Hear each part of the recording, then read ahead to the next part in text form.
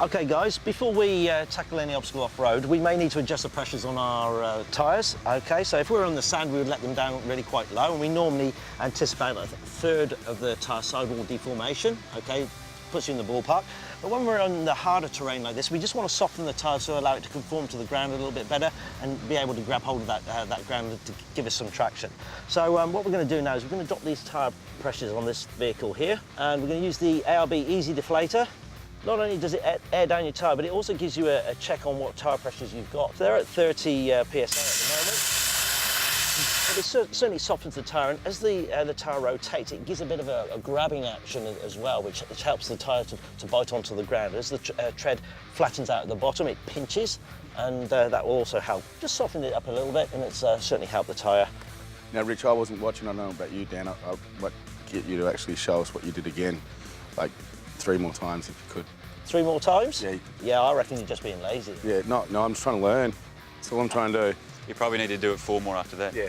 Like, we'll learn to watch and learn. Yeah. That's right, I can do these 4 because you've got another vehicle there you need to air down anyway, so you can have a go at that one. Yeah, that'd be great.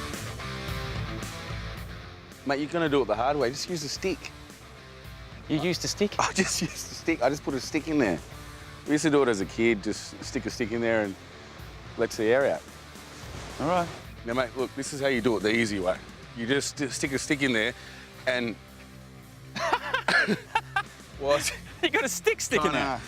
Shouldn't have, yeah. Do you want to see if Rich has got maybe a compressor? So what happened then, Aaron? I think the machine that you gave me malfunctioned. Yeah, I saw that machine. It looked remarkably like a piece of stick. I think I might have picked it up when we were forward driving. Ah, but we haven't done any forward driving yet.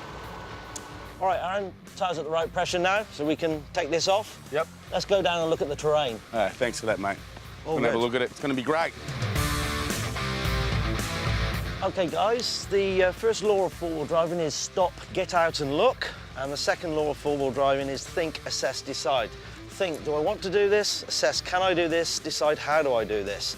Now, there's only one way we can do that, and that's actually walk around the obstacle and check it out. Momentum can be your frenemy, okay? It can help you out in some situations, but it can be detrimental in other situations. So when we're coming down a steep hill, low range first gear, let the vehicle crawl down that hill. If we start building momentum coming down this hill, washing that momentum off is going to be very, very hard. You get to the slippery terrain here and all of a sudden your vehicle goes crashing into the bottom. So we want to start off slow.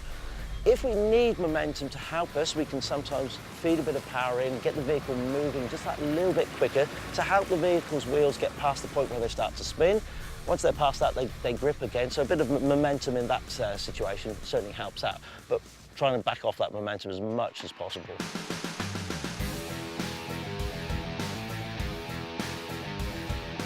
Okay, at this point, we're going to turn him away. By doing this, we keep the axles as level to each other as possible, keeping them coming through. Keeps even drive to the wheels and stops the wheels from losing traction. And out of jail, I think.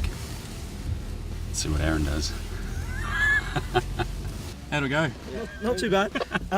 Always watch your spotter, because the spotter can see where your wheels are. Yeah. And unless you're 100% sure of where they are, you always want to know that. Gravity is great for helping you down. Yeah. It's a different story when we turn around and go up, and that's what we'll be doing next. There's another side of this story. We've got to go back. But I'm going to play a few tricks on him now, because I'm going to get the vehicle a little bit stuck. But also, as soon as we straighten him up here, we're going to really cross the vehicle up. All right, we'll hold it there. And now we're going to put on a system called Crawl, which Toyota have developed. It's a great system for getting the vehicle out of this situation. It controls all the wheels, the speed that the vehicle travels, and also just keeps you having to steer. That's all the driver has to do once we engage Crawl, just steer. All right, so basically all you're going to have to do now, Dan, is point and shoot. You reckon it'll come straight out? Hold on to the steering wheel. What you're going to see, the vehicle's going to pick up this idle. It's going to do what it has to do.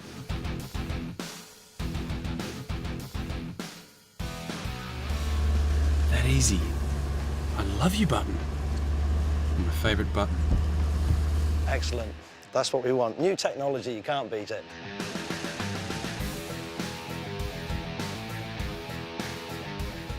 As soon as his wheel hits the bottom, we're going to turn him that way. So he follows that right all the way around. See how level the bonnet stays? And keep that bonnet level, keep it going. Oh, I'm telling you, Rich, it's getting wet out there. Keep it going. Mate, did you see that form? The approach. The only thing was you'll show me all the hand signals. What does this mean? I got so confused. So what we do is we turn you around now and get you going up that hill.